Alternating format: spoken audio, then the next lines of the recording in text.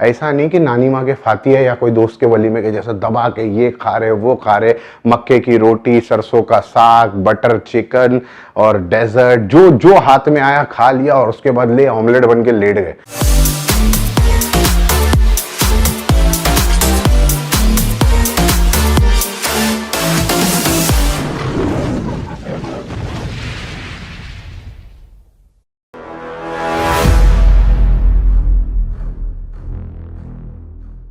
Hey everybody, welcome back to my YouTube channel, welcome back to a brand new episode। और आज का episode है बहुत ही interesting because इसके अंदर हम बात करने वाले चीट मील से क्या होता है। बहुत बार आप लोगों ने ये कॉमन वर्ड सुना होगा, चलना यार खा ले एक मील से क्या होगा, अरे आज तो तेरा चीट डे होगा, अरे आज तो तेरा चीट मील होगा। और मैं आप लोगों को वीडियो चालू करने से पहले ये बता दूं कि बहुत सारी गलती जो मैं आप लोगों को बताने वाला हूं, कॉमन मैन, एक ले मैन, एक एथलीट, एक नॉर्मल फिटनेस फ्रीक करता है, उनमें से कई गलतियां मैंने भी कर चुकी है। Because I believe we all are human, और इंसान ही गलती करते। बात अलग है कि हम बहुत बार भगवान को, अल्लाह को, वाहेगुरु को बोलते हैं कि आपने हमारे साथ ऐसा कर दिया, लेकिन सच तो ये है कि गलतियां इंसान करता है। और अच्छा इंसान वो होता है जो गलतियां करने के बाद सीखता है, उसको इंप्रूव करता है और दूसरों को उसके बारे में बताता है कि ये गलतियां ना करनी चाहिए। चीट का मतलब आपको पता है, जब आप एग्जाम में पेपर देने जाते हो ना, तो आप बाजू वाले के पेपर में देख के लिखते हो, that is also called cheat. Exam में पेपर देने जाते हो, चीट निकाल के आप चीट कॉपी कर रहे हो, that is also called cheat. Signal तोड़ देते हो लेकिन किसी ने आपको देखा नहीं, किसी कैमरे ने आपको कैच नहीं किया, दैट इज ऑल्सो चीट, कि आपने रूल्स को चीट किया। लेकिन ये जो चीट है और वो जो एग्जाम्पल वाली चीट है, इसमें बहुत फर्क है। अभी आप लोग सोच रहे हैं कि मैं एग्जाम्पल क्यों दिया, क्योंकि मैं आपको ये बताना चाहता हूं कि अगर आप एग्जाम के पेपर में चीट करते हो, नहीं पकड़े जाते हो तो बच जाते हो। सिग्नल तोड़ के आप चीट करते हो, किसी ने नहीं देखा, कैमरे में आपकी पिक्चर नहीं आई, तो आप बच जाते हो। लेकिन अगर बॉडी में चाहे कोई देखे या ना देखे, आपने अपनी डाइट से चीट करी तो आप फंस जाते हो। क्योंकि बॉडी का एक सिंपल उसूल है, what you give you get. इतना तो आप लोगों को पता ही होगा। तो बात करते हैं चीट मील होता क्या है। चीट मील यूजुअली लोग लेते हैं टू बूस्ट देयर मेटाबॉलिज्म। अब चीट मील के बहुत अलग अलग तरीके हैं, जैसे सब अलग अलग कोचेस की टेक्निक रहती है। मैं हमेशा बोलता हूं कि हर स्कूल में अच्छे अच्छे टीचर रहते हैं, जरूरी नहीं है एक स्कूल का एक ही टीचर पूरी दुनिया में बेस्ट है। तो आप जिसके भी अंडर ट्रेन कर रहे हो, जो भी आपका कोच है, आपका ट्रेनर है, उससे कोई प्रॉब्लम नहीं है मुझे। सबके अपने अपने तरीके रहते हैं। तो कुछ ट्रेनर जो ऐसे हैं जो चीट मील के अंदर बोलते हैं कि आप इस दिन पे, ये आपका चीट मील डे है, आप इस दिन पे आपको जो खाना है खाइए। कुछ ट्रेनर आपको ऐसा बोलता है कि देखो भाई, आपका जो प्रोटीन, कार्ब्स और फैट का रेशियो मैंने आपके डाइट में लिख के दिया है, तो उस दिन पे आप 100 ग्राम, 150 ग्राम या 200 ग्राम ज्यादा प्रोटीन खाइए। कुछ ट्रेनर आपको अलग तरीके के चीट मील बनाते हैं जो आपको स्पेसिफिकली फूड देते हैं कि आपको सिर्फ यही खाना है। कुछ ट्रेनर आपको बोलते हैं कि आप डेजर्ट अवॉइड करिए, बाकी सब कुछ। तो सब ट्रेनर का अपना अपना रहता है। और कुछ ट्रेनर इनमें से चारों चीजों को फॉलो करते हैं depending on your body change हो रही है, कि आपकी बॉडी पे क्या सूट हो रहा है। तो मैं कोई भी ये स्पेसिफिक चीज नहीं बताऊंगा कि सही चीट मील बर्गर खाना है, पिज्जा खाना है, घर का खाना खाना है, बटर चिकन खाना है, या ये नहीं बताने आ रहा हूं। मैं ये बता रहा हूं कि चीट मील से होता क्या है। तो ये मैंने आप लोगों को बता दिया। यूजुअली लोग चीट मील लेते हैं to boost their metabolism, because जब बॉडी आपकी 1, 2, 3, 4 हफ्ता डाइट करते करते यूज्ड टू हो जाती है, तो बॉडी को एक झटका देना पड़ता है, जिस तरीके से हम वर्कआउट चेंज करते हैं। उसके बारे में बहुत डीप नॉलेज है, किसी दिन वक्त मिलेगा तो बनाऊंगा कि चीट मील के बेनिफिट्स क्या होते हैं। बट आज मैं आप लोगों को बता रहा हूं कि एक चीट मील से क्या होता है।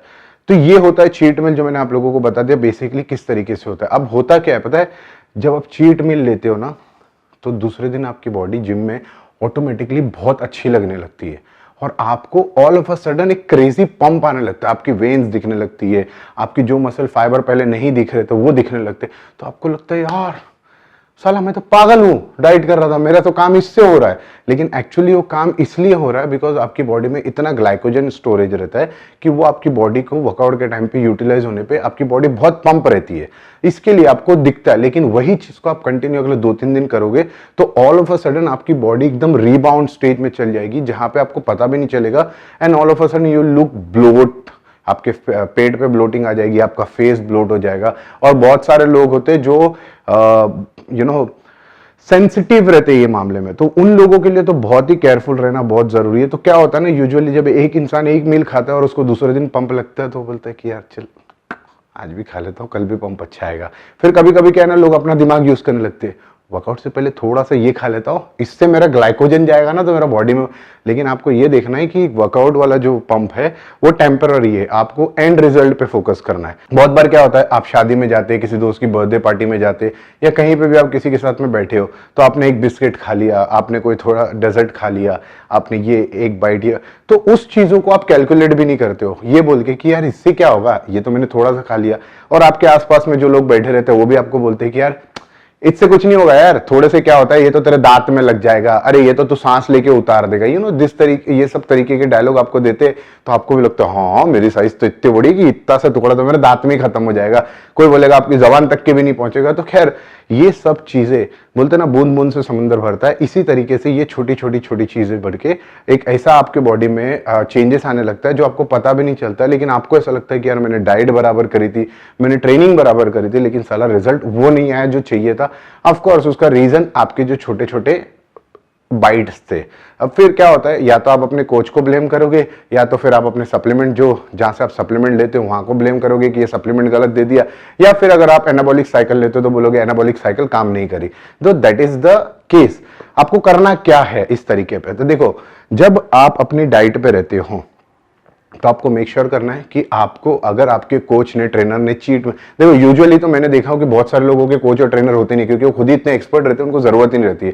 लेकिन ये मैं उनके लिए बोल रहा हूँ जिनके है।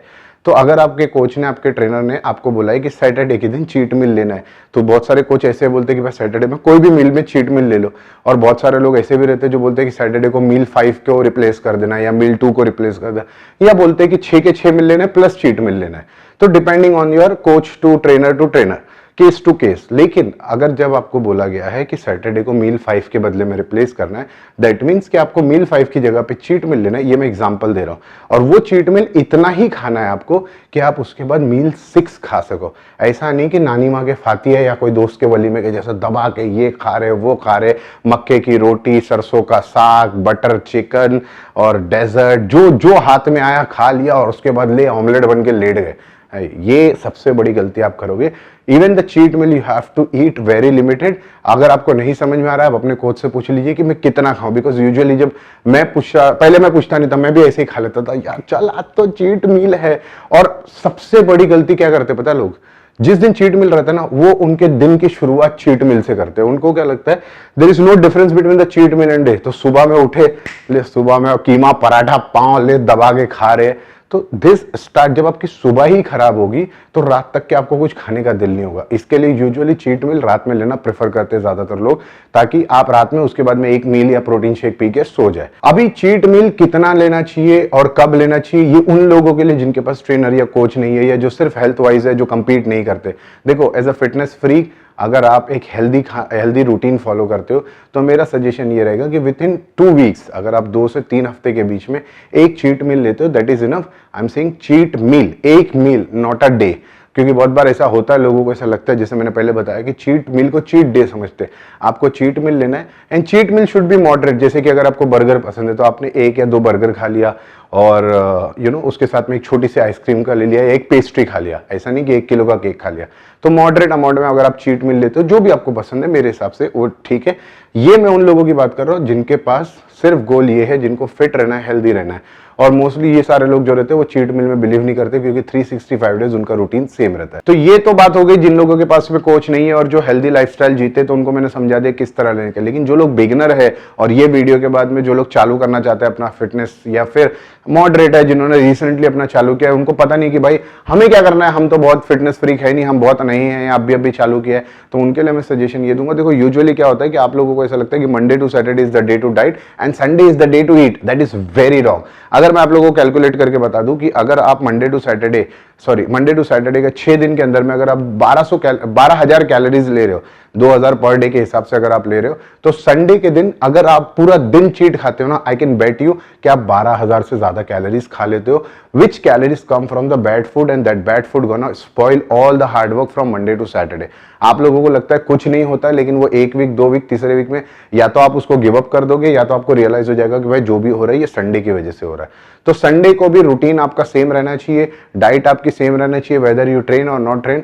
चीट मील आप लोगों के लिए भी सजेशन यही रहेगा कि 2 से 3 हफ्ते के बाद में एक मील। अगर आप बहुत ज्यादा फूडी हो, आपसे नहीं रहा जाता है कि भाई मुझसे होता ही नहीं है, कोई बात नहीं, हफ्ते में एक मील, लेकिन जस्ट 1 मील, वो भी मॉडरेट साइड का। और चीट मील में मैं आप लोगों को ये सजेस्ट करूंगा कि आप वो खाइए जो आपका दिल कर रहा है, ना ही कि आपने देखा एक सोशल मीडिया पे इन्फ्लुएंसर बर्गर खा रहा है, या सोशल मीडिया पे इन्फ्लुएंसर कोई पिज्जा खा रहा है, या कोई सुशी खा रहा है, या कोई चीज केक खा रहा है, तो वो नहीं, आपका जो दिल खाने का कर रहा है, बिकॉज वो आपकी क्रेविंग है, तो वो आपको आने वाले 6-7 दिन के लिए रेजिस्ट करेगी कि नहीं भाई रहने दो, बस इतना मैंने खा चुका हूं, अब मैं डाइट करता हूं आप इससे। तो I think that will be the best way for you.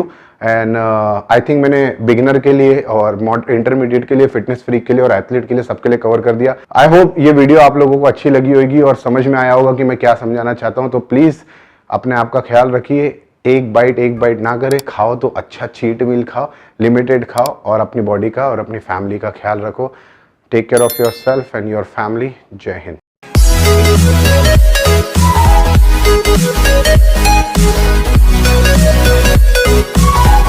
right back.